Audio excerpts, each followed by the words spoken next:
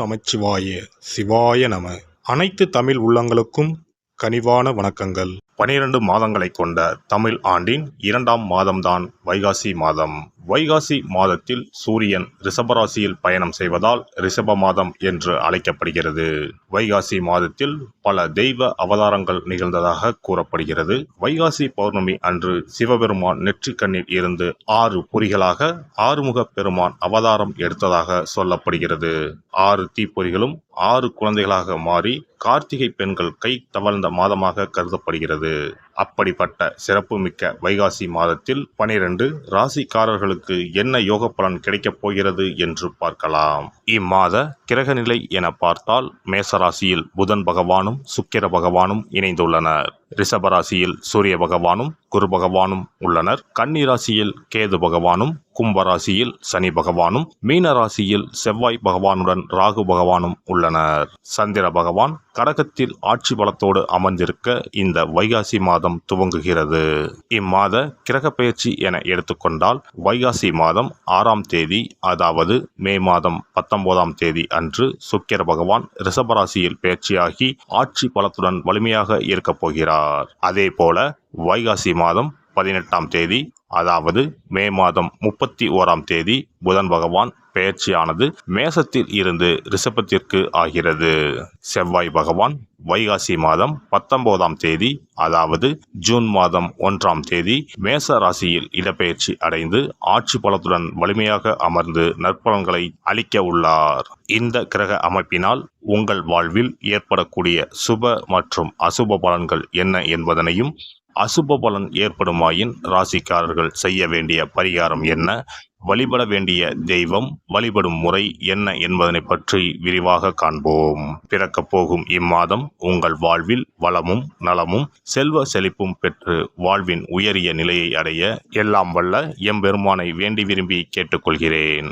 எடுத்த காரியத்தை செய்து முடிக்கும் வரை உறக்கமின்றி கடுமையாக உழைக்கும் கன்னிராசி அன்பர்களே, இந்த மாதம் எடுத்த காரியம் கைகூடும். விரோதிகளும் நண்பர்களாக மாறுவார்கள். மறைமுக எதிர்ப்புகள் விலகும். பணவரத்து திருப்தி தரும். கடன் விவகாரங்களில் எச்சரிக்கை தேவை. உத்தியோகத்தில் இருப்பவர்கள் செய்தொழிலில் முன்னேற்றம் காண்பார்கள். தொழில் வியாபாரத்தில் இருந்த போட்டி குறையும். விரிவாக்கம் செய்வது தொடர்பான ஆலோசனைகளில் ஈடுபடுவீர்கள். பயணங்கள் மூலம் லாபம் கிடைக்க பெறலாம். மேல் அதிகாரிகளால் உத்தியோகஸ்தர்களுக்கு நன்மை உண்டாகும். வெளியூர் பயணம் ஏற்படும். குடும்பத்தில் வாழ்க்கை துணை மூலம் ஆதாயம் கிடைக்க பெறுவீர்கள். உறவினர்கள் நண்பர்கள் மூலம் தக்க தருணத்தில் உதவிகள் கிடைக்கும். பிள்ளைகள் வழியில் எதிர்பார்த்த நன்மைகள் உண்டாகும். அவர்களின் ஆதரவும் கிடைக்கும். பெண்களை பொறுத்தவரை மறைமுக எதிர்ப்புகள் விலகும். எதிரிகளும் நண்பர்களாக மாறுவார்கள். கொடுக்கல் வாங்கலில் கவனம் தேவை. கலைத்துறையினருக்கு சீரான நிலை இருக்கும். அதிக சிரத்தை எடுத்தால்தான் புதிய ஒப்பந்தங்கள் கிடைக்கும். ஆனால் பணப்புழக்கம் கடந்த காலத்தை விட அதிகம் இருக்கும். எதிர்பார்த்த புகழ் பாராட்டு கிடைக்காமல் போகலாம். அரசியல்வாதிகளுக்கு பாடுபட வேண்டி இருந்தாலும் மிகவும் நன்றாகவே இருக்கும். மாணவர்களுக்கு கல்வியில் முன்னேற்றம் உண்டாகும். உங்களுக்கு பின்னால் உங்களை பற்றி புறம் பேசியவர்கள் உங்களிடம் சரணடைவார்கள். எதிலும் எச்சரிக்கை தேவை. நட்சத்திர பலன்கள் உத்திரம் 2, 3, 4ஆம் பாதங்கள்.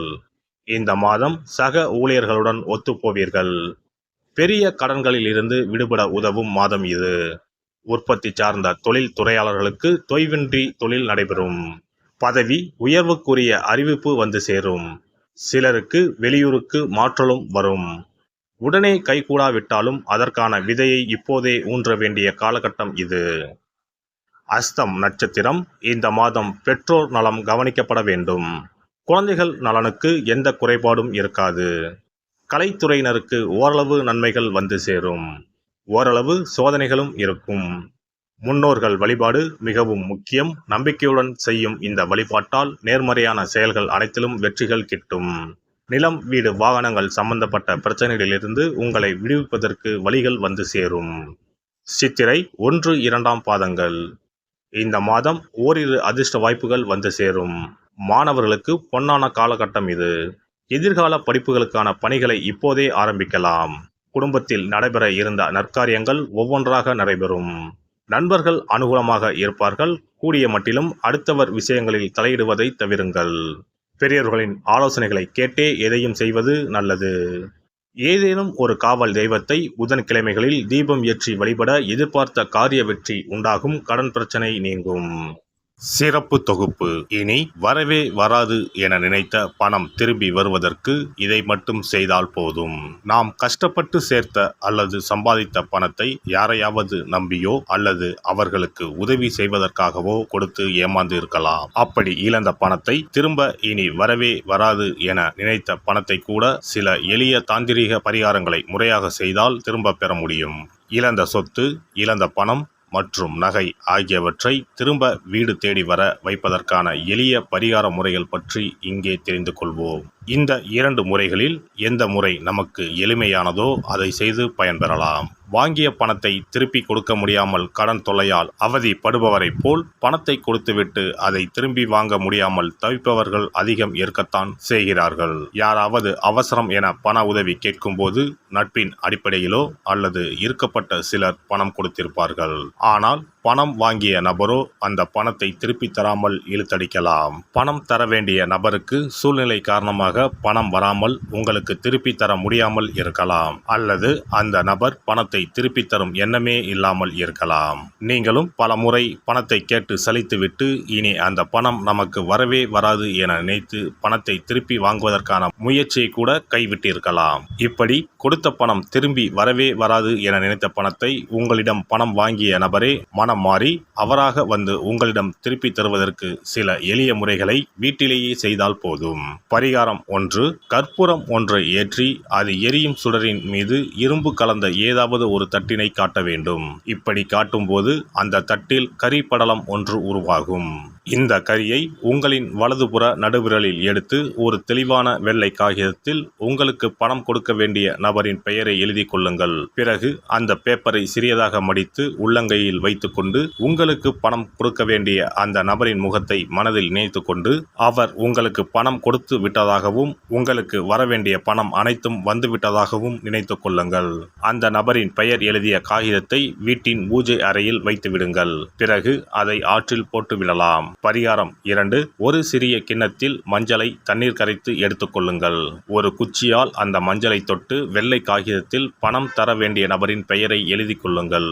ஓம் ஸ்ரீ கார்த்த வீர்யாஜுனாய நமக என்ற மந்திரத்தை 27 முறை சொல்லி பணம் கொடுக்க வேண்டிய நபர் உங்களுக்கு தர வேண்டிய பணம் அனைத்தையும் கொடுத்து விட்டதாக நினைத்து வேண்டிக் கொண்டு அந்த காகிதத்தை சுற்றி வெள்ளை நூலால் கட்டிவிட வேண்டும். பிறகு அந்த காகிதத்தை ஆற்றிலோ கடலிலோ போட்டுவிட வேண்டும். இந்த 2 முறைகளில் யாருக்கு எது வசதியோ அந்த முறையில் பரிகாரத்தை செய்யலாம். ஏதாவது ஒரு முறையை பின்பற்றினால் போதும். 2 முறைகளிலும் செய்ய வேண்டியது கிடையாது. இந்த பரிகாரத்தை தெற்கு நோக்கி அமர்ந்து செய்ய வேண்டும். இந்த பரிகாரத்தை நம்பிக்கையுடன் தொடர்ந்து செய்து வந்தால் கண்டிப்பாக வராது என நினைத்த பணம் விரைவில் உங்களின் வீடு தேடி வரும்.